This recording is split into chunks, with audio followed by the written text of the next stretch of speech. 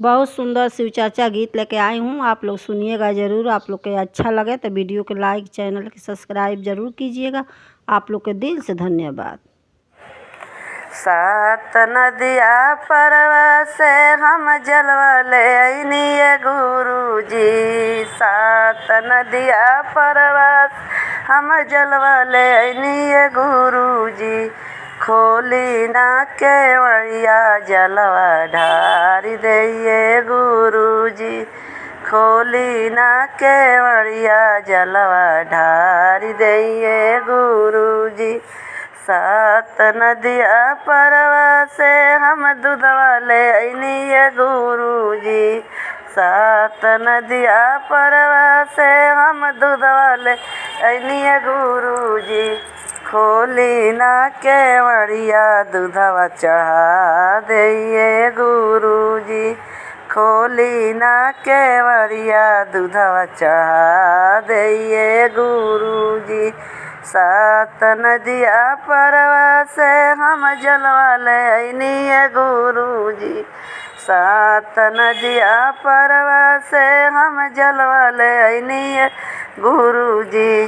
खोली ना केवड़िया जलवा ढारी दइए गुरुजी।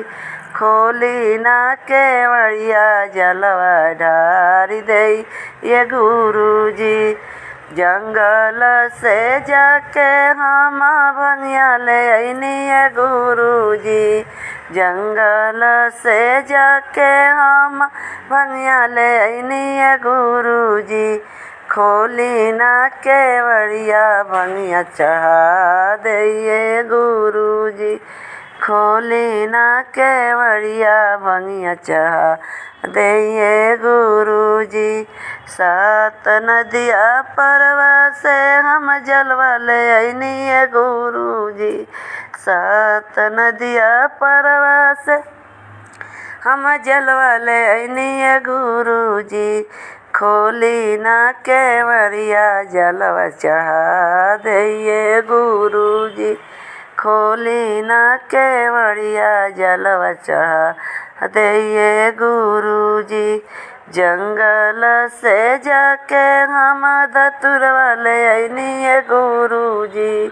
जंगल से जाके हम धतुरवा ले अइनिए गुरुजी। खोली ना केवड़िया धतुरवा चढ़ा दइए गुरुजी। खोली ना केवड़िया धतुरवा चढ़ा दइए गुरुजी।